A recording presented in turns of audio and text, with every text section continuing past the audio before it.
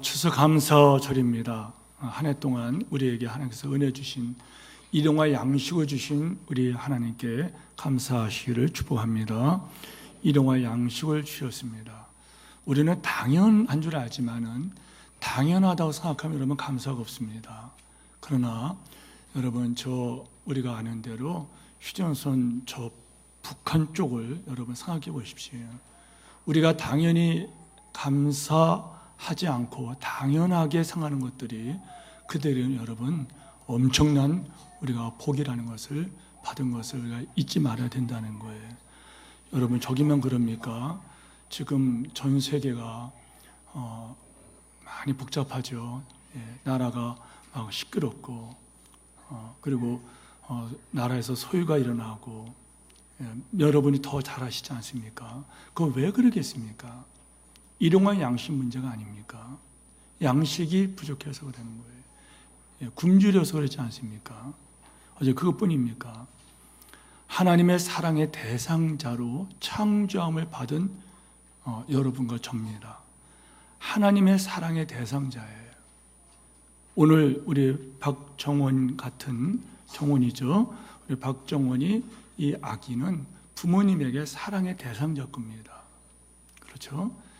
하나님 부모님의 사랑의 대상자예요. 그런데 우리는 그 인간의 사랑의 대상자 정도가 아니라 하나님의 사랑의 대상자로 우리가 창조함을 받았어요. 그런 우리가 인간다운 삶을 살게 하신 하나님, 우리는 이것을 감사해야 된다는 거예요. 다시 저 북쪽을 여러분 생각해 보십시오. 북한의 여러분 그 인권이라는 걸 생각해 보세요. 유엔에서 인권 그 조례가 통과될 때 이번에 보니까 우리 대한민국이 또한 또 빠졌더라고요. 북한 인권에 대해서 우리가 항의하지 않고 슬그머니 또 명단을 뺐더라고요. 실제로 북한에 있는 사람들이 어떤 형편이 있다는 걸 우리 잘 알고 있지 않습니까? 저는 그냥 단순하게 그런 생각을 해요. 그냥 감사합니다. 저는 참 감사한 것이 있어요. 저는 이 땅에 태어난 것이 감사합니다. 그냥 이 남쪽에 태어난 것이 감사해요. 저는 목사이기 때문에 저 북한에 대해서 관심이 참 많습니다. 여러분도 그렇겠지만은 북한에 있는 저 억눌린 저 고통당하는 저 사람들, 저들에게 어떻게 복음이 전해질 것인가. 그래서 나름대로 어떤 단체도 가입하고 어떤 세미나도 다니면서 나름대로 애를 쓰고 있어요. 참 비참합니다. 그런데 내가 노력한 것이 아닌데 나는 이 땅에 태어났다는 거예요. 참 감사합니다. 내 평생 감사한 일입니다. 뿐만 아니라 여러분 예수 믿어서 하나님의 자녀가 된 걸 생각할 때 늘 감사합니다. 내가 노력한 것이 아니고 내가 찾은 것도 아닌데 하나님께서 나를 찾아오셔서 예수 믿게 하신 것 너무너무 감사하다는 거예요. 여러분들도 이런 감사가 있기를 축복합니다. 이번 주일에 특별히 범사에 감사하라. 이는 너를 향한 하나님의 뜻이니라. 너희를 향하신 하나님의 뜻이니라. 이 말씀을 묵상하면서 과연 우리가 이 말씀, 이 명령에 순종하는 감사가 있었는가? 이걸 돌아보는 것은 대단히 의미 있는 일이라고 생각합니다. 성도 여러분, 이거는요 어떤 분야에서 접근해서 하더라. 예를 들어서 의학에서 접근하건 아니면 심리학에서 접근하건 상담학에서 접근을 하건 어떻게 접근하든 간에 여러분 같은 결론에 도출되는 것이 있는데 그게 뭐냐면 여러분 감사하면은요 감사를 많이 하는 사람일수록 그렇지 못한 사람보다 그의 삶이 훨씬 건강하고 행복하답니다. 일반적인 기독교가 아닌 일반 학문에서도 여러분 이것은 같이 깊이 연구로 들어가면은 감사합니다. 그리고 감사 지수가 높일수록 그 사람의 삶이 건강하답니다. 삶이 건강해요. 마음이 건강하고 그리고 모든 게 건강해요. 그 육체도 건강하고 그리고 행복하답니다. 그렇습니다. 그래서 어떤 분이 이런 얘기를 했습니다. 어떤 분은 인간이 행복하기 위해서 이렇게 해야 된다. 어떤 책에서 제가 옮겨온 건데요. 그대의 마음속에 감사하는 생각이 없으면 그대는 파멸의 노를 적고 있는 사람이다. 부디 다른 공부보다도 먼저 감사를 공부하고 배워야 된다. 만약에 감사 없는 공부, 감사 없는 연구, 감사 없는 여러분의 부를 축적하는 것, 감사 없는 권력을 여러분이 갖고 있는 것, 그것은 여러분이 그것이 바로 파멸의 길을 가고 있다는 거예요. 그만큼 우리의 삶에 감사가 중요하다는 것입니다. 그리고 그만큼 감사하는 사람, 삶이 윤택하고 건강하고 행복하기 때문에 이 감사는 우리의 삶의 필수적인 요소라는 거예요. 그런데 솔직히 말해서 인간은 여러분 감사에 아주 인색한 것을 여러분이나 저도 함께 느끼지 않습니까? 오늘 이 설교를 하는 저를 포함해서 여러분들은 얼마나 감사했습니까? 어제 여러분이 얼마나 감사했는지 한번 생각해 보세요. 그러면 감사한 일이 없었습니까? 도스토옙스키가 이런 얘기를 했다고 합니다. 인간은 감사할 줄 모르는 두 발 달린 동물이다. 자녀를 키우면서 우리는 이것을 깊이 공감합니다. 요즘같이 풍요로운 사회에서 웬만하면 부모님들은 자녀들에게 원하는 걸 대부분이 거절하지 않냐고 다 들어줍니다. 장난감이 얼마나 많나요? 아이들의 옷이 한두 벌입니까? 아이들의 신발이 여러분 한두 개인가요? 철 따라 신발을 바꿔주지요. 예. 여러분 그렇지 않습니까? 애지중지 이렇게 아이를 키웁니다. 근데 아이러니는 뭐냐면은 그렇게 애지중지 키운 나의 아이들이 나중에 부모님의 은혜를 망각한 채 살아가는 거예요. 이런 무서운 현상이 지금 벌어지고 있어요. 이것은 이미 하나님께서 오래전에 예언한 경고입니다. 말세가 가까워져 있어 사람들에게 현상이 나타나는데 감사가 없어진다는 거예요. 감사가 자꾸 없어져 버려요. 말세에 나타나는 이 삭막한 인간성, 감사가 메말라 버리는 거예요. 말세에 나타나는 이 삭막한 인간성 중에 하나가 여러분 뭐냐면 감사를 모르는 것이다. 디모데후서 3장 1절에 보면은 너는 이것을 알라.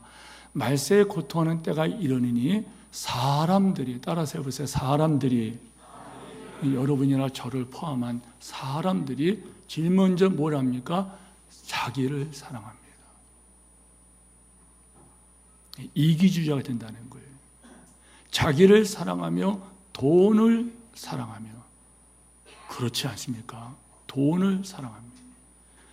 자랑합니다. 육신의 정욕, 안목의 이생의 자랑합니다. 그리고 교만해집니다. 교만해집니다. 그리고 비방하며 부모를 거역하며 감사하지 아니하며 말세 현상 중에 감사가 없어진다는 거예요. 한번 생각해 보세요.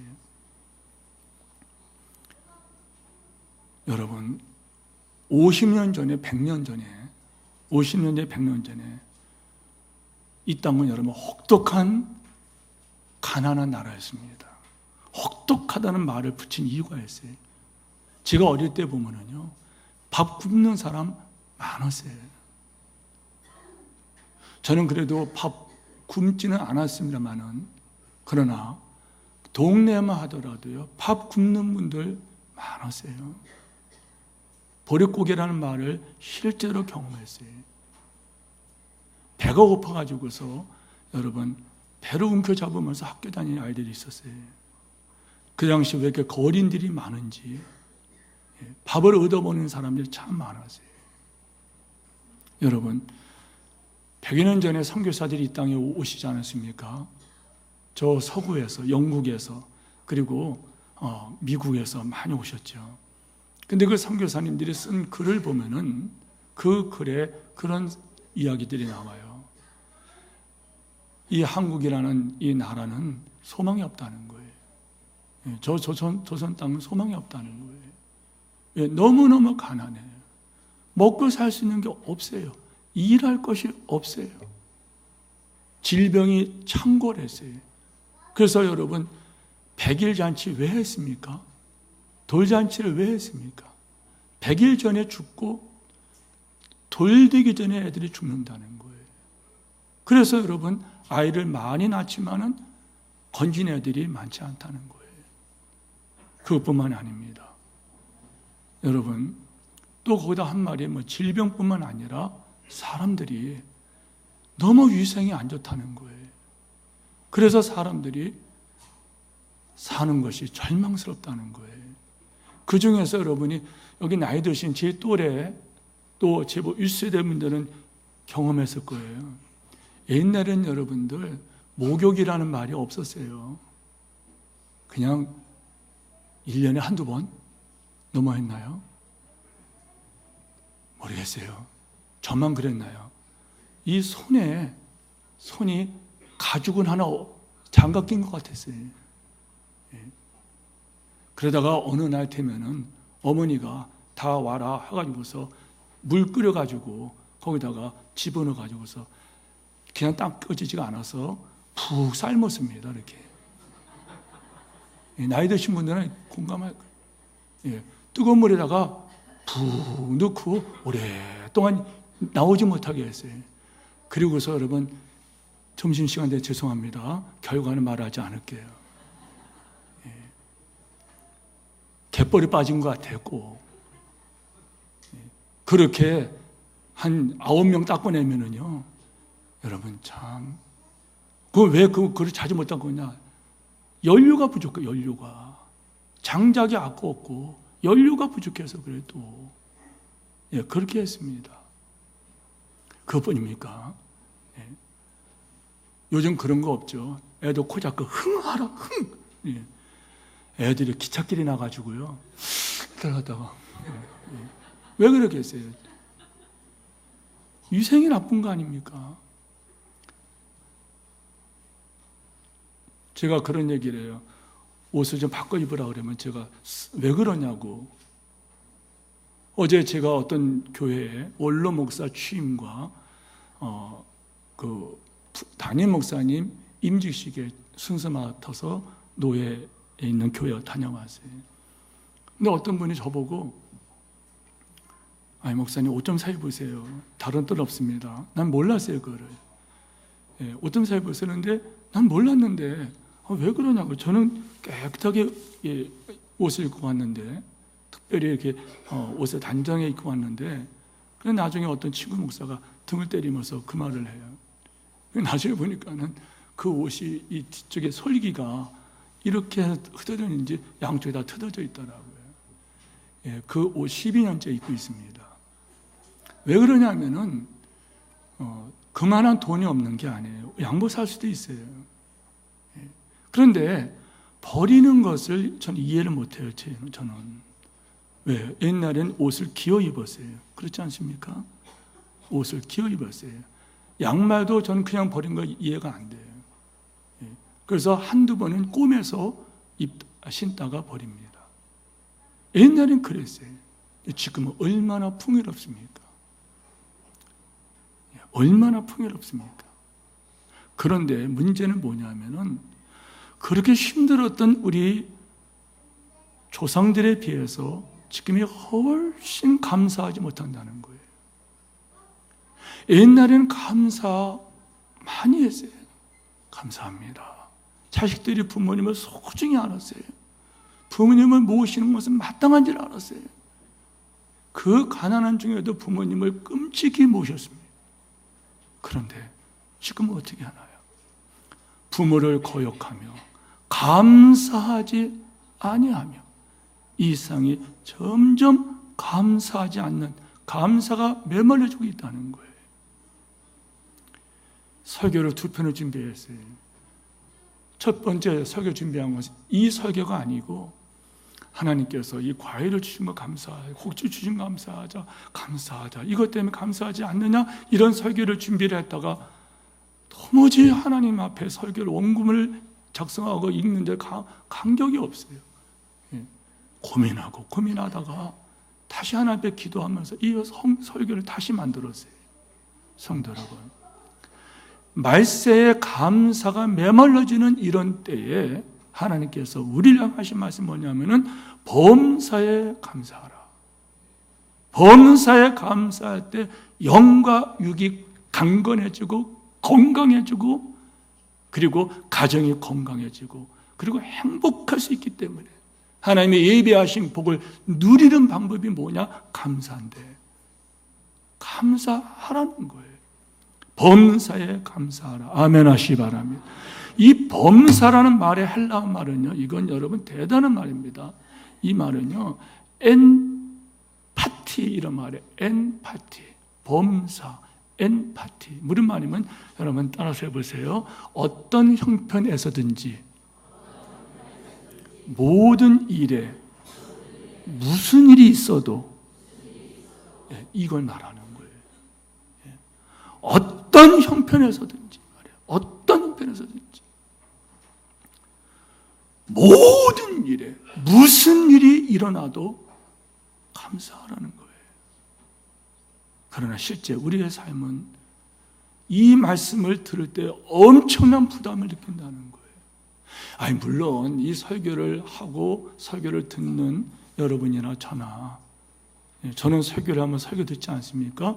여러분의 설교를 듣고 있지 않습니까? 그런데 이 하나님 말씀, 이건 하나님 말씀이야. 하나님 명령이야. 감사하는 명령이에요. 근데 이 말씀을 하나님 말씀이다. 천부의 말씀이다. 하늘 아버지의 말씀이다. 창조주의 말씀이다. 생사복의 주권자 그분의 말씀이다 하고 믿는 사람들은 적어도 부담을 느낀다는 엄청난 감사해야 되거든요. 고민해야 되거든요. 심각한 고민을 하지 않을 수 없다는 거예요. 더하여서 하나님께서 말씀하시는 이 감사의 내용을 알게 되면 그 고민은 여러분 훨씬 무거워집니다. 왜요? 감사합니다. 이것이 느끼는 감정을 말하는 게 아니라 실제이기 때문에 그렇다는 거예요. 자, 시편 116편 12절에서 14절 말씀을 우리 같이 한번 읽어봐요. 방소씨 고맙습니다. 같이 읽겠습니다. 시작. 내게 주신 모든 은혜를 내가 무엇으로 보답할까? 내가 구원의 잔을 들고 여호와의 이름을 부르며 여호와의 모든 백성 앞에서 나는 나의 소원을 여호와께 가고. 우리 모두 아멘 하십시오. 예, 우리 다시 한번 아멘. 예, 우리 여기 주일학교 아이들만 한번 일어나 보세요. 주일학교 아이들, 예, 다 한번 일어나 보세요. 잘 주일학교 아이들, 예, 다 일어나 보세요. 주일학교 아이는 어디까지인가 하면은요, 원래는 노년부까지 우리 다 주일학교 아이들인데 주일학교 다니는 건데, 중학교, 고등학교까지 한번 일어나 봐요. 이렇게. 고등학교에서는 내가 왜 어린인데 막 이러지 마시고 일어나 봐요.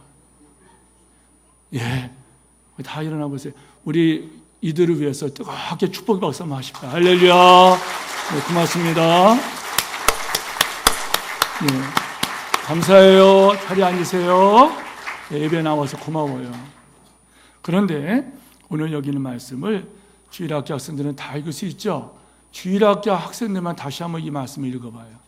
자, 누가 한글 모르나 볼 거예요.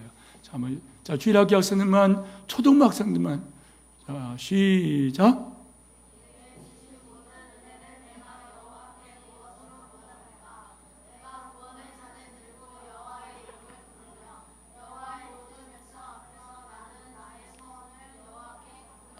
아멘. 이 앞에 아이들의 대표를 읽은 것 같아요. 자, 다시 한번 4명, 5, 6명 앞에, 예, 또 같이.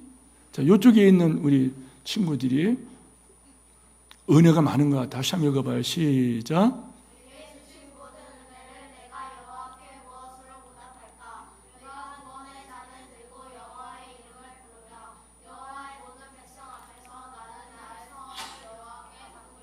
아멘. 잘했어요. 예. 우리 박수 쳐드리세요. 아유, 잘했어요. 고마워요.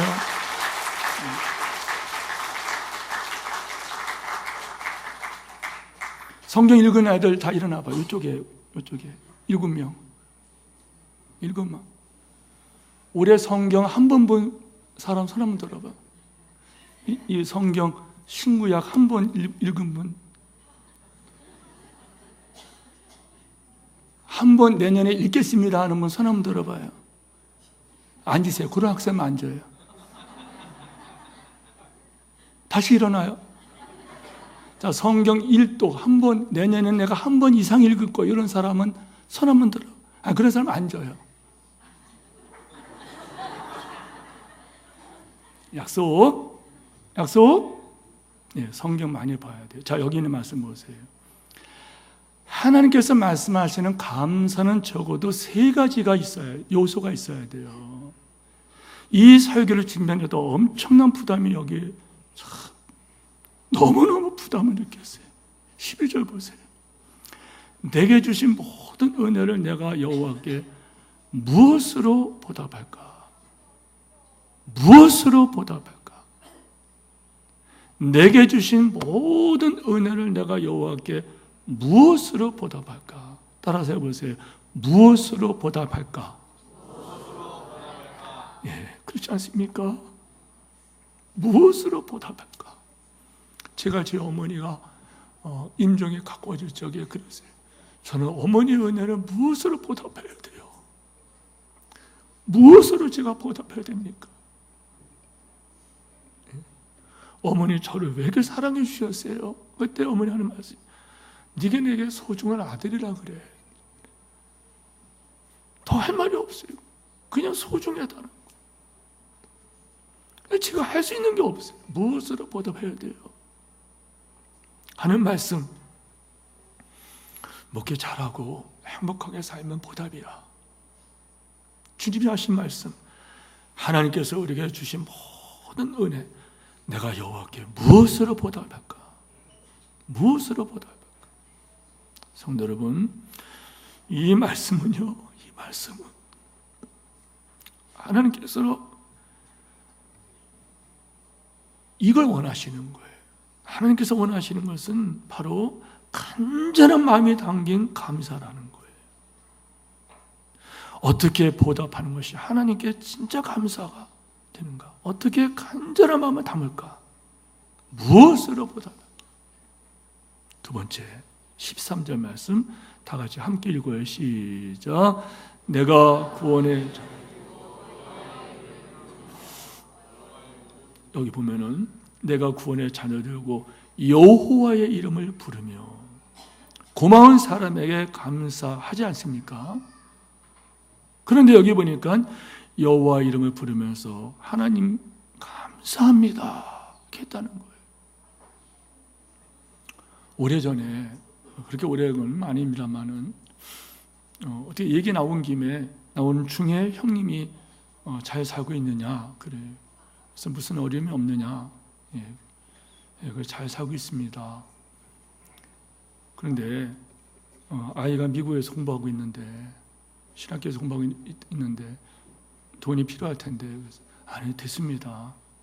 이제 그 아이 공부하는 시키느라고 한 것도 다 이제 다 거의 갚았고 이제는 큰 돈 안 들어갑니다. 대학원은 큰 돈 안 들어갑니다. 그랬더니 하는 말이 알았어 하더니 내가 기도해 줄 때 열심히 목회해. 나중에 보니까는 깜짝 놀랐어요. 통장에 돈이 상당한 돈이 들어왔어요. 우리 집사한테 말하지 마세요. 진짜 말하지 마세요. 저 우리 사유도 말하지 마세요. 상당한 돈이 들어왔어요. 들어와서 그 돈을 이렇게 사용을 했습니다. 그런데 제가 그 전화를 받자마자 그 통장을 보자마자 너무 고맙더라고요. 형수님도 암 수술하셨거든요. 그리고 형님도 수술을 하셨거든요. 근데 전혀 알리지도 않고 당신들이 어려움을 당하고 나니까는 내 동생은 얼마나 어려울까 하고 돌보다가 생각이 나 전화했다는 거예요. 전 그것도 모르고 괜찮다 그랬는데 나중에 보니까 그 돈을 보내주셨어요. 자, 그때 한 말이 뭐냐면 형님 감사합니다. 형님 감사합니다. 저는 그렇지 않습니까? 형님 정말 감사합니다. 그러고 나니까 형님이 사실 나도 그 형수가 암 수술했어. 그리고 나도 이렇게 수술했어. 너무너무 미안한 거 있죠. 당신이 희생을 한 거예요. 감사합니다. 사랑하는 성도 여러분, 내가 구원의 자녀들고 여호와의 이름을 부르며 그 앞에 감사했다는 거예요. 10명의 문둥병자가, 이 문둥병자는 천형이라고 그러죠. 하늘의 형벌이라고 했죠, 그때. 그래서 이 문둥병에 걸리면은 공동체에서 쫓겨나가요. 가정에서 쫓겨나가야 되고, 가정에서 나가야 되고, 그리고 마을에서 나가야 돼요. 그래서 떠돌이가 돼버려요. 그런데 10명의 문둥병자가 예수님을 만났어요. 예수님 만나자 예수님께서 그들에게 말씀하셨어요. 제사장을 찾아가라. 몸을 보이라. 그들이 순종하여 제사장을 찾아가는 중에 그들의 몸이 깨끗하게 치료됐어요. 할렐루야. 예수님께서 찾아가라는 것은 제사장들이 몸을 판정할 수 있기 때문에 거기 가서 옷을 벗고서 배워주면 문둥병이 싹 났단 말이에요. 그러면 가정으로 다시 마을로 복귀할 수 있는, 그리고 예배 드릴 수 있는 거예요. 가다가 병이 다 났어요. 그런데 9명 사람들은 그들이 어떻게 했는지 모르겠지만은 와 했는지 아싸 했는지 모르지만은 내 병이 낫다. 아이 고맙다. 와 이래 좋노 했는지 모르지만은 버터버터 됐을 거예요. 그러면서 그들이 가정으로 사랑하는 아내가 있는, 사랑하는 가족이 있는 품으로 그들이 다 뛰어갔어요. 그런데 그 중에 10명이 뛰어가다가 10명이 제사장한테 가다가 그 중에 한 명이 병난 걸 확인하고 나서는 가던 길을 다시 돌아와서 예수님 앞에 와서 무릎을 꿇으면서 말하지 않습니까? 감사했다 그래요. 그때 감사했다 그래요. 성도 여러분, 말과 혀로만 살아가는 것이 아니에요. 내가 무엇을 하나님께 보답할까? 또 한 가지, 내가 구원에 받은 이 은혜를, 구원의 잔을 들고서 하나님의 이름을 부르며 하나님께 감사해야 된다는 거예요. 이런 은혜가 있기를 축복합니다.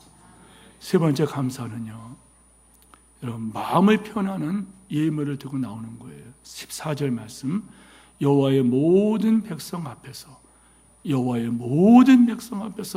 나는 나의 서원을 여호와께 갚으리로다. 서원이라는 것은 여러분 기도하고 약속하는 것입니다. 이런 거예요.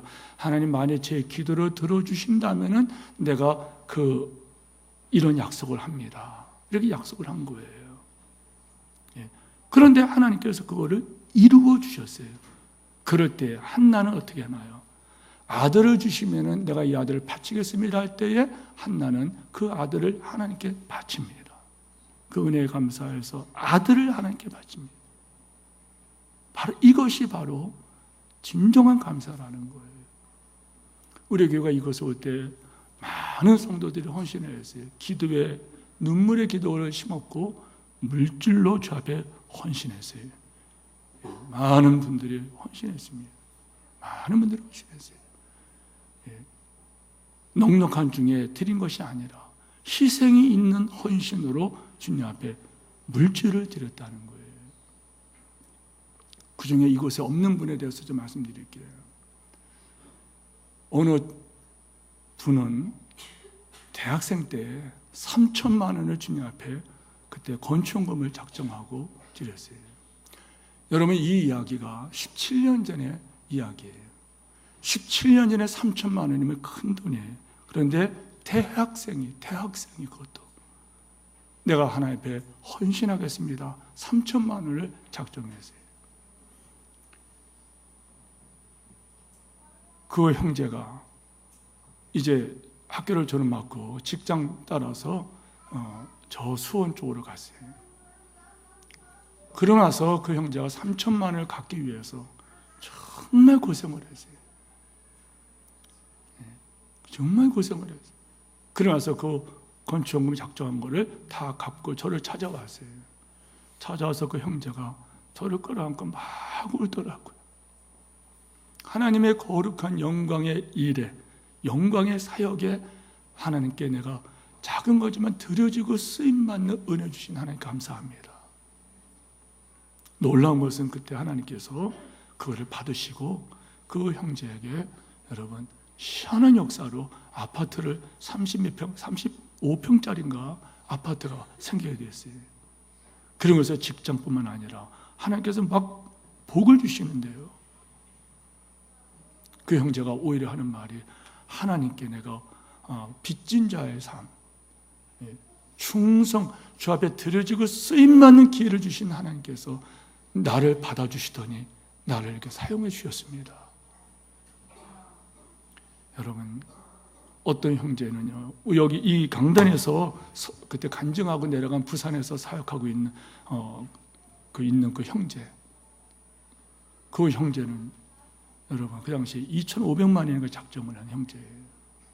그리고 그 부인도 작정을 또 했어요. 그러니 그 돈이 더 커졌어요. 근데 둘이 만나서 결혼을 했어요. 그걸 하기 위해서 여러분 단칸방으로 시작해서 나중에 임대 아파트를 해가지고 얼마나 고생한지 몰라요. 그러나 그 형제가 그것을 다 하나님께 봉헌을 했어요.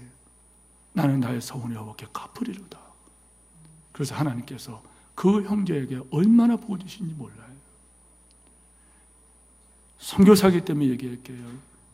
카자흐스탄에 나가 있는 그 자매님, 그 자매님은 여러분 대학원 다닐 때 그 자매가 그중 2천만 원인가 작정을 하면 헌신을 했어요. 그런데 그 자매가 하나님께 헌신을 하고 나중에 드릴 거 없어 임은 마칩니다 하면서 선교사로 나갔어요. 불꽃 선교회라고 교회가 후원하는 것도 아니에요. 주님을 사랑하는 사람들이 모여서 선교회를 만들어서 그분들이 직장을 다니면서 선교비 직장에서 월급을 받으면 그 중에 일부를 모아서 선교사를 파송한 거예요. 키르기스탄에 가서 지금 카자흐스탄에 가서 선교하고 있죠. 사랑하는 성도 여러분, 다른 걸 말하는 게 아니에요. 범사에 감사하라. 모든 일에 감사하는 것은 마음이 당기고 하나님께 감사하고 감사의 예물을 하나님께 드리면서 감사하라는 거예요. 굉장히 어려운 말씀이에요. 고맙다, 감사하다 하는 말이나 감정으로 끝나면 안 된다는 거예요. 이 말씀은 원래 뜻은 뭐냐면 구체적으로 감사가 드려져야 된다는 거예요.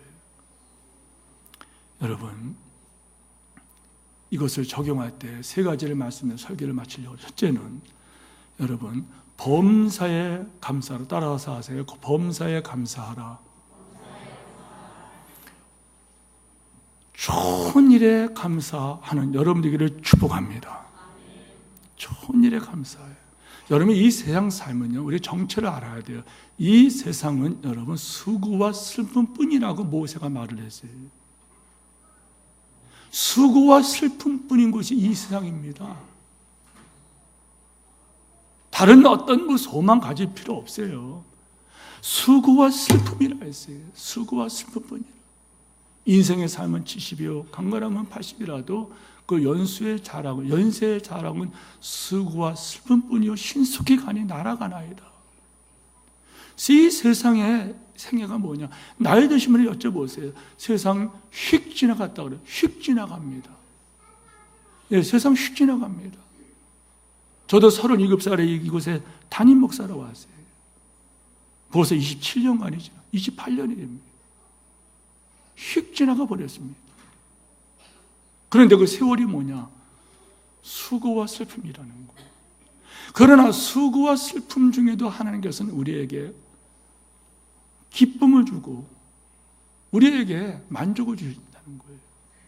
제가 2부 때 그런 얘기를 했어요. 여러분, 저는 참 감사해요. 하나님 은혜가. 감사한 중에 뭐 감사하냐면은 여기서 지금 저쪽으로 쳐다보면요, 창문 저쪽으로 저 단풍이 보여요. 저는 저거 보면 굉장히 감사해요. 너무너무 감사해요. 저는 파라 하늘을 쳐도 감사해요. 감사합니다. 제가 농담으로 그러면 얘기해요. 여러분, 저 앞에 있는, 우리 예배당 앞에 있는 저쪽에 있는 산과 예배당 저쪽에 있는 저 산, 저 누구 건지 아세요? 누구 건지 아십니까? 저 제 겁니다, 여러분. 하나님께서 봄에 싹이 나게 해서 좋게 하시고, 가을에 단풍 들어서 보기 좋게 하시고 하는데, 단 저를 등기를 해버리면 세금이 나오니까 너는 구경하라, 그냥 등산도 하고 하라. 저는 여기 오면서 저 꽃집 많잖아요. 저는 어느 때 저 꽃집에 가서 꽃 구경하고, 그걸 거 하나 사다가 여기다 놔야 됩니까? 그분들이 잘 가꿔주시는데 가서 꽃 구경하고 오면 행복합니다. 여러분, 범사에 감사하라는 거예요. 성도 여러분, 여러분 범사에 감사하시기를 축복합니다. 매 달마다 교회 재정 보고를 받아요. 그때에 저는 안타까운 게 있냐면 성도들의 감사금이 너무 적다는 거예요. 감사금이 너무 메말랐다. 감사가 메말랐다는 거예요. 좋은 일 하나하나마다 이 은혜를 무엇으로 보답할까 하는 뜨거운 심정으로 손에 헌금을 들고 주님 앞에 나오는 사람들이 적다는 거예요. 성도 여러분, 여러분들이 하나님께 감사가 구체화되기를 축복합니다. 감사가 구체화돼야 돼요. 여러분들 이 자리에 걸어 올라온 거, 와서 자리에 앉으신 거 있잖아요. 여러분 두 다리 때문에 감사해야 돼요. 감사해야 됩니다. 감사해야 됩니다. 두 번째는 나쁜 일에도 감사해야 돼요. 아멘 하십시오. 힘들지만 아멘 하십시오. 나쁜 일에도 감사해야 된다는 거예요. 자, 이 말씀은 범사에 감사하라, 이는 그리스도 예수 안에서 너희를 하신 하나님의 뜻이니라. 이 말씀을 하나님께서 사도 바울로 하여금 데살로니가 교회에 이 말씀을 주실 때에 데살로니가 교회의 형편이 어땠느냐? 그들은 엄청난 핍박을 받고, 그들은 너무너무 힘들었어요. 그들은요, 여러분, 그냥 고통 정도가 아닙니다. 여러분, 그 당시에 예수 믿는다는 것은요, 여러분, 직장이 떨어지는 거예요. 예수 믿는 사람 직장 정도가 아니에요. 가정이 해체가 됩니다. 가정이 해체가 돼요. 남편이 예수 믿어요. 끌려가죠. 가정이 해체가 돼버립니다. 그걸로 끝나나요? 예수 믿는 사람들이 끌려가서 얻어 터지죠. 맞다가 죽기도 하고, 사자 밥에 찢기기도 하고, 사자 입으로 찢겨 밥이 돼버려요. 그걸 끝나나요? 여러분, 나무에다가 매달아서 기름칠을 해가지고서 사람을 태워서 인봉이라 그래요. 그걸 햇불로 쓰고, 이런 짓을 하지 않았습니까? 여러분, 그것뿐입니까? 로마가 불탈 때 기독교인들이 불질렀다고 해서 네로 때문에 여러분 크리스찬들이 얼마나 죽습니까? 바로 그런 때입니다, 여러분. 그런 때. 데살로니가 3장 4절 말씀, 우리가 너희와 함께 있을 때에 장차 받을 환난을 너에게 말하였더니 과연 그렇게 된 것을 너희가 아느니라. 얼마나 무서운 말입니까? 전도랍니다. 예수 믿으십시오. 하나님의 자녀가 됩니다. 전했어요. 그러면서 그때 더불어 한 말이 있어요. 예수 믿게 되면 환난과 핍박을 받게 될 것입니다. 이 말을 했다는 거예요. 이 성도가, 이분이 예수 믿겠습니다 했어요. 예수 믿었어요. 예수 믿고 나니까 장차 받을 환난 여기 말했는데 과연 그렇게 된 것을 너희가 아느니라. 핍박을, 혹독한 핍박을 받았다는 거예요. 그런 그들에게 감사하라는 거예요. 그런 그들에게 감사하라는 거예요. 옥하는 목사님 설교집에서, 옥하는 목사님 설교집에서 예화만을 모은 그런 책이 있어요. 거기서 제가 이걸 옮겨왔는데 들어보세요. 지금 중국에 가면 정부와 결탁하여 그들의 비유를 맞추는 삼작교회는 버젓하게 교회문을 열어놓고 예배를 드리지만 공산주의와 타협하지 않고 수십 년 동안 복음을 들고 투쟁한 지하교회들은 지금 혹독한 핍박을 받고 있습니다. 그 가운데 공셀리앙이라고 하는 목사님은 나이가 젊은 목사님인데 하나님께 크게 쓰임받은 종입니다. 그분을 따르는 신도만 2만에서 3만 명이 이릅니다. 많은 사람들이 그를 통해 구원을 받고 예수 그리스도의 놀라운 은혜를 체험하면서 집회 때마다 인산인해를 이루고 있습니다. 그러자 중국 정부에서 주목하고 핍박을 가하기 시작했습니다. 그들은 핍박의 구실을 만들고자 그 교회에서 예수를 잘 믿고 인물이 있는, 소위 말해서 예쁜 여집사 몇 명을 끌고 가 공셀리앙 목사가 성폭행을 했다 인정하도록 고문을 해서 허위 자백을 받아냈습니다. 그리고 그것을 근거로 공 목사를 잡아들여 재판을 치르고는 사형 선고를 내렸습니다. 이 사실을 안 세계 인권위원회는 중국 정부에 압력을 가했고 결국 사형 선고에서 종신형으로 감형이 되었는데, 지금도 여러분 감옥에서 풀어지는 게 아니라 감옥에서 좀 혹독하게 지금 핍박을 받고 있다는 거예요. 성도 여러분, 그 당시에 이 설교, 이 사도 바울의 이 편지를 받은 이 교인들은요, 어떤 형편이냐면 말씀드리는 거예요. 얼마나 핍박을 받고 얼마나 매를 맞았는지, 가족들이 끌려가서 죽는 것을 보기도 하고 이리저리 피할 데가 없어서 쫓겨나가면서 혹독한 환난과 핍박을 굶어 죽는 것은 무지기수고 바로 그들입니다. 그들에게 핍박받는 거 감사하고 매 맞는 거 감사하고 가족들이 죽었다는 소식 들어도 감사하고 굶어 죽으면서도 감사하라는 거예요. 이 말씀이 얼마나 무섭고 처절한 말씀인지 여러분 아십니까? 그분들에 비해서 그분들에게 그 말씀을 전했다면, 그분들에게 그 말씀을 전하면서 감사를 했다면, 오늘 이 자유로운 시대에 우리들에게 하나님께 풍요로운 시대에 우리들에게 어떤 감사를 하라고 말씀할까요?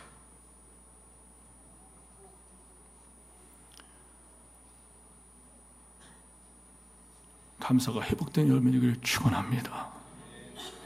셋째는 여러분, 당연한 것처럼 받아들이기 쉬운 것에 감사하라는 거예요. 범사에 감사하라, 이는 너희를 향하신 하나님의 뜻이니라. 자, 여러분 숨쉬고 있는 여러분 감사하십시오. 제 친구 이야기를 해드렸죠. 그 어려운 대학 과정, 그리고 대학원 과정, 대학 4년, 신학대학원 3년 과정을 마쳤어요. 7년의 과정을 마쳤어요. 그 논문도 우수하게 통과가 됐어요. 이제 졸업을 2월 달에 앞두고 있는데 12월 말에 그 친구가 세상을 떠나요.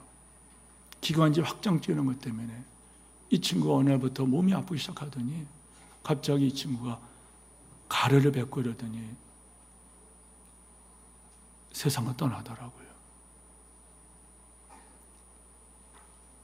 그 친구는 100일 된 아기가 있었어요. 성도 여러분, 숨 쉬고 싶은데 숨이 안 쉬신다는 거예요. 얼마나 괴로운지 몰라요. 우리는 숨 쉬고 있어요. 여러분이 마시는 이 공기부터 물, 햇빛, 우리는 당연히 여기는 그런 것들. 여러분이 계단에 올라올 때 당연히 여기 올라왔죠. 여러분의 몸에 있는 기능들이 당연한 줄 알죠. 일용할 양식 당연한 줄 알죠. 그러나 어느 것 하나 하나님께서 주시지 않은 것이 없다는 거예요. 그런데 우리는 어떻게 해요? 그 모든 것을 받았음에도 우리는 그것을 당연한 것처럼 여긴다는 거예요. 당연하게 여기는 그것은 감사가 없어요. 아내의 헌신을 당연한 거다 여기면 감사가 없어요. 남편의 그 땀 흘리는 수고를 당연한 걸로 알면은 감사가 없어요. 부모님은 당연히 이렇게 하는 거다 하는 이런 나쁜 사람들은, 이런 타락한 탈선한 자식들은 부모가 유산을 주는 건 당연하다. 나쁜 놈이에요. 나쁜 놈. 당연한 게 아니에요. 그 부모는 피땀을 흘린 겁니다. 피땀을 흘린 거란 말이에요. 저는 이 말씀을 참만 생각해 봤어요. 당연하다. 당연하다. 모든 것이 당연한 게 아니에요. 은혜로 받은 거예요. 아멘 하시기 바랍니다. 오늘날 현대 문명은 무엇인지 당연한 것을 여기저기 부채질합니다. 하나님께서 하나님 손에 왔다는 빚진 감정 갖지 못하도록 무서운 현상이에요. 여러분 1세기만 하더라도 모든 것이 하나님께서 주셨다 이런 의존 사상이 있었어요. 근데 과학이 발달하고 그리고 여러분 프랑스 대혁명을 지난 이후부터 사람들이 신으로부터 자유라고 하는 이런 사조가 생겨났어요. 그리고 심지어 공산주의가 들어오면서 신은 죽었다. 신은 없다. 그래서 유물론자들이 득세를 했습니다. 그리고 나서 여러분 사람들은 의존사상보다는 자유의식이에요. 내가 잘나고 내가 똑똑하고 그래서 내가 이 모든 것을 내가 누리는 것이다.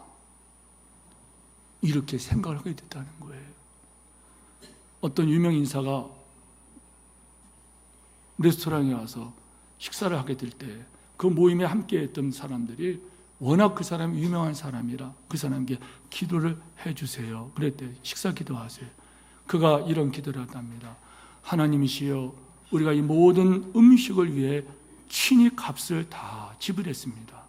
그래서 감사할 것이 하나도 없음을 감사합니다. 얼마나 방자고 거만하고 교만한 태도입니까? 말씀했습니다. 사랑하는 성도 여러분, 우리가 기억해야 할 것은요, 어거스틴의 한 말을 전하면서 설교를 맺습니다. 성도들에게는 머리끝부터 발끝까지 할렐루야 아멘 해야 된다는 거예요. 아멘 하십시다. 시편 50편 말씀이에요.